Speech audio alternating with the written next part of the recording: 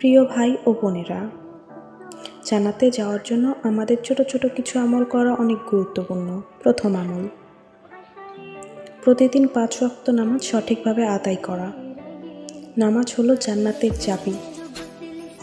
দ্বিতীয় আমল, সত্য কথা বলা এবং মানুষের সাথে ভালো ব্যবহার করা। রাসূল সাল্লাল্লাহু আলাইহি ওয়াসাল্লাম বলেছেন, ভালো চরিত্র মানুষকে জান্নাতে নিয়ে যায়। তৃতীয় আমল, প্রতিদিন আল্লাহকে বেশি বেশি স্মরণ করা, জিকির করা, যেমন সুবহানাল্লাহ, আলহামদুলিল্লাহ, আল্লাহু আকবার। চতুর্থ আমল, অন্যকে সাহায্য করা, গরিব দুঃখীদের সাহায্য করলে সওয়াব পাওয়া যায়। পঞ্চম আমল, বাবা মায়ের কথা মানা। বাবা মায়ের খেদমত করলে জান্নাত পাওয়া সহজ হয়। ষষ্ঠ আমল, ছোট বড় সব গুনাহ থেকে বাঁচার চেষ্টা করা, গুনাহ থেকে দূরে থাকা। ইনশাআল্লাহ আল্লাহ আমাদের জান্নাত দান করবে এই ছোট ছোট আমলগুলো নিয়মিত করলে। আমিন।